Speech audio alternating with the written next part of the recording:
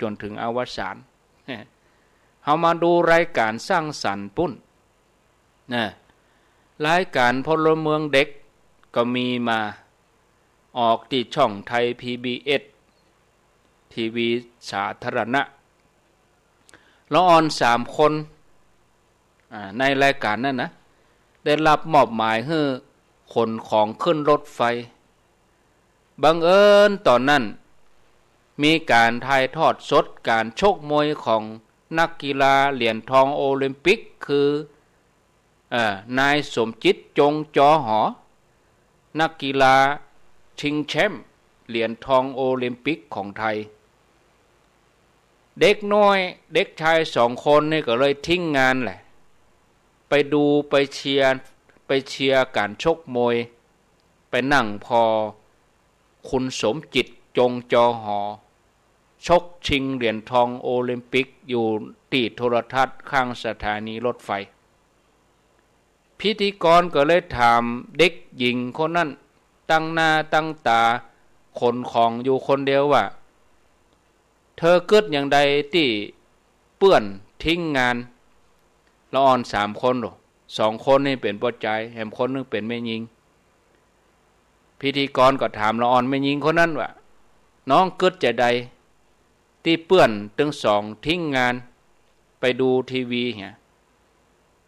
เด็กหญิงคนนี้ตอบว่าบ่เป็นหยังหันใจเปื้อนถึง2 คนเพราะว่าเมื่อไหนชมกีฬาที่ตัวเก่าชอบดูคุณสมจิตจงจอหอชิงแชมป์เหรียญทองโอลิมปิกพิธีกรก็ถามต่อนะว่าแล้วน้องโคตรก็เนี่ยบ่กึดกะจะไปด่าเปื้อนจะไปตำหนิเปื้อนที่ปล่อยให้น้องทำงานคนเดียวเด็กหญิงคนนี้ก็ตอบว่าหนูคนของขึ้นรถไฟหนูก็เหนื่อยอย่างเดียวอิดอย่างเดียวแต่ถ้าหนูไปโคตรเปื้อนหนูไปด่าเปื้อนหนูก็จะเหนื่อยขึ้นมาแถมเต้าสู้ขนของฮึอิดอย่างเดียวก็บ่ต้องไปอิดใจบ่ต้องไปด่าไผนี่ละอ่อนคนนี้เข้าถึงธรรมะคนส่วนใหญ่เลือกที่จะเหนื่อย2 อย่างคือเหนื่อยกายตัวเหนื่อยใจตัวที่เป็นอย่างอี้เพราะอย่างญาติโยมเป็นอย่างอี้เพราะว่าบ่ฮู้ตันอารมณ์ความรู้สึกของตัวเก่าปล่อยให้ความโกรธความงุดหงิดมาบั่นทอนจิตใจตัวเองก็เลยทำงานอย่างบ่มีความสุขที่จริงเนี่ยญาติโยมการทิ้งงานให้เฮาทำคนเดียวมันก็เป็นสิ่งที่ถูกต้องแต่ถ้าว่าหากใจของเฮายึดติดกับความถูกต้องหรือว่าความน่าจะเป็นโดยที่เฮาบ่ฮู้จักวางโดยที่เฮาบ่ฮู้จักการปล่อยนะความยึดติดหมู่นั้นมันจะมาบั่นทอนทำร้ายจิตใจของเฮาเขาบ่ควรที่จะทิ้งงานให้เฮาทำก็จริงแต่อันนั้นก็บ่ควรเป็นเหตุผลที่เฮาจะต้องหันมาซ้ำเติมตัวเก่าเนยกายบ่พอจะมาเนยใจแถมเนยใจนั่นน่ะบ่มีภัยทำให้เฮาได้นะนอกจากเฮาทำตัวเก่าเฮาเองญาติโยมท่านสาธุชนเหตุการณ์แย่ๆทำมือเฮาบ่ได้หากเฮาบ่ได้ให้มันมาเล่นงานเฮานะแม้แต่ความเจ็บป่วยก็ทำให้กายทุกข์ตัวอันแต่ทำให้ใจทุกข์บ่ได้เว้นเสียแต่ว่าเฮาจะยอมปล่อยใจของเฮาทุกข์กับกายไปอันที่จริงนอกจากเฮาเลือกได้ว่าเฮาจะปล่อยให้มันมามีอิทธิพลต่อชีวิตจิตใจของเฮาได้เท่าใดเฮายังเลือกว่าจะมีปฏิกิริยาอย่างใดกับมันได้ตัวยกตัวอย่างเมื่อเฮาเจ็บป่วยเฮาเลือกที่จะดูแลรักษาตัวเก่าอย่างดีหมอเพิ่นว่ากำกินเน้อห้ามเน้อ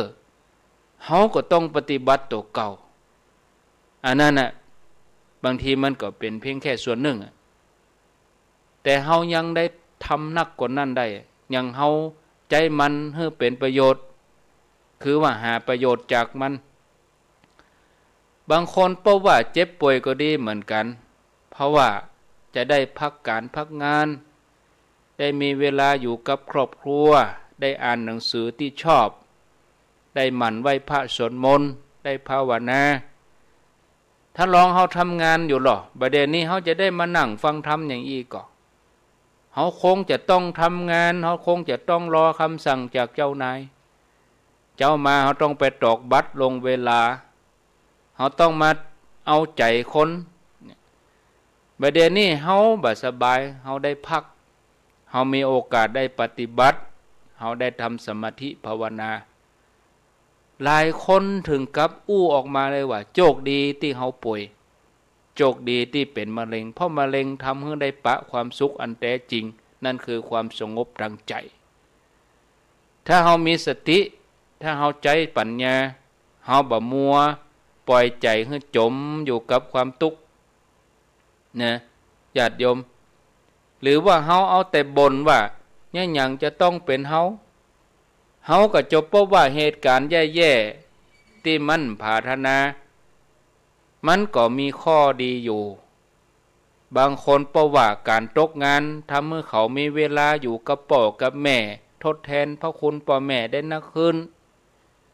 บางทีโควิดเศรษฐกิจบ่ดีจะต้องปิดร้านก็พักดันให้หลายคนเข้าวัดเข้าวาหลายคนหันมาพบจุดหมายที่แท้จริงของชีวิตเนี่ยญาติโยมพิจารณาอย่างนี้นอกจากประโยชน์ในเรื่องของรูปธรรมแล้วเหตุการณ์ที่มันบ่ดีเหตุการณ์แย่ๆตั้งหลายก็มีข้อดี2ประการข้อดี2ประการนั่นคือจะได้ญาติโยม1สอนใจเฮาแล้วก็ฝึกใจเฮา1สอนใจเฮา2ฝึกใจเฮา1สอนใจเฮาคือว่าสอนให้เฮาตระหนักถึงความจริงของชีวิตซึ่งมันมีการผันผวนแปรปรวนอยู่เป็นนิดยกตัวอย่างของหายสอนใจของเฮาว่ามันต้องมีความพัดภาคจากของฮักเป็นธรรมดาบ่มีอันยังที่อยู่กับเฮาได้แล้วบ่มีอันยังเป็นของเฮาที่ยั่งยืนการถูกตำหนิก็สอนใจเฮาว่าสรรเสริญกับนินทาเป็นของคู่กันไม่มีใครจะชอบเฮาอย่างเดียวนะบ่ว่าดีว่าร้ายที่สุดมาก็ต้องถูกนินทาอันเนี้ยประโยชน์ฝึกใจของเฮานี่ฝึกใจจะได้ฝึกใจให้เฮาประมาทให้เฮาเกิดความระมัดระวังเพื่อป้องกันบ่ให้เหตุร้ายมันเกิดขึ้นเมื่อฝึกใจให้ปล่อยวางเพื่อรับมือกับเหตุร้ายที่จะเกิดขึ้นในอนาคตนะถ้าโทรศัพท์หายยังปล่อยวางบ่ได้แล้วจะทำใจได้อย่างไรเมื่อเฮาสูญเสียคนที่ฮักคนที่ใกล้ชิดพ่อแม่ญาติสามีภรรยาลูกเต้าหลานเหลนที่มันจะต้องเกิดขึ้นแน่นอนหรือฝึกใจให้มั่นคงเข้มแข็งเพราะเฮาจะต้องเจออันหยังต่ออันหยังแถมนักมากมายในวันข้างหน้าแล้วเฮาก็ฝึกใจของเฮาให้ฉลาดมีประสบการณ์นักขึ้น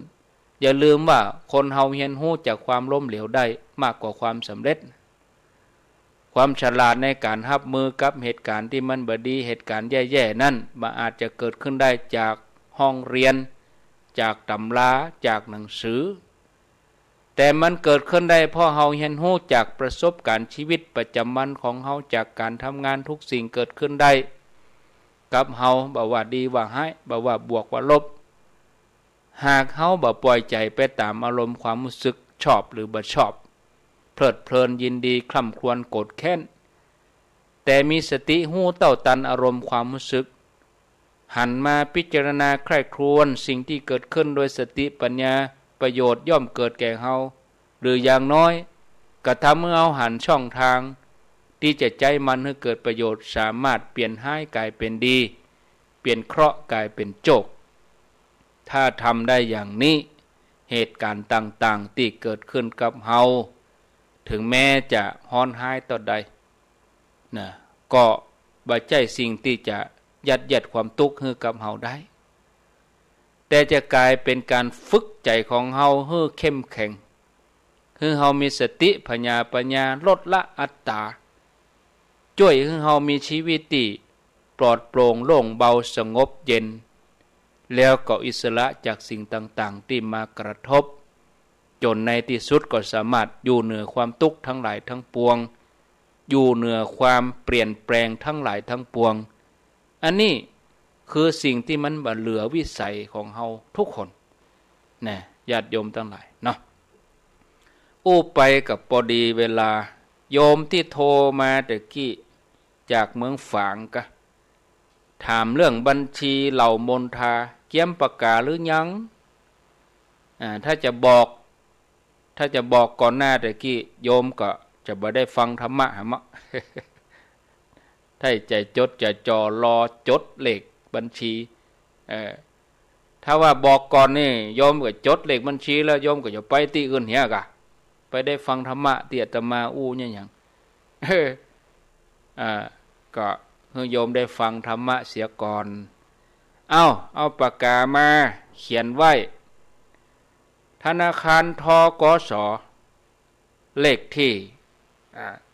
02020877257เอาแถมกำหนึ่งเนอะ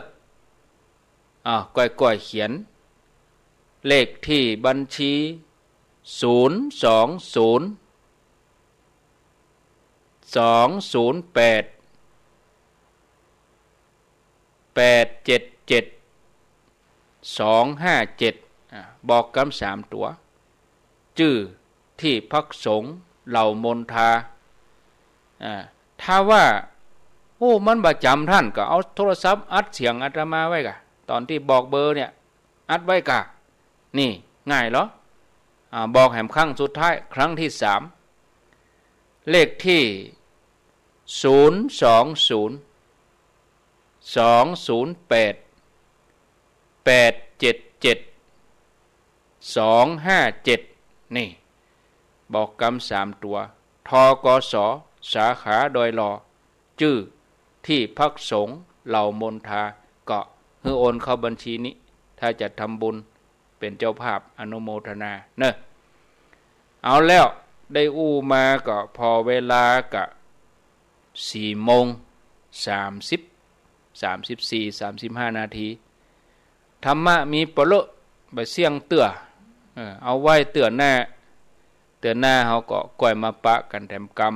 นะญาติโยมท่านสาธุชนท่านผู้ฟังทั้งหลายนะวันพุธก็มาปะกันวันพุธนี่นะวันพุธนี้เวลา5:00เนาะมาฟังกันเวลารายการนี้5:00ถึง6:00เนาะรายการวันพุธก็ตั้งแต่วันพุธไปนี่อาตมาก็จะมาปะญาติโยมกุดเจ้าเพราะว่าใกล้การใกล้งานมาแล้ววันนี้ก็จะสิ้นเดือนละวันพุธก็จะต้นเดือนเมษาก็เลยเวลาทำ7-8 วันบดาย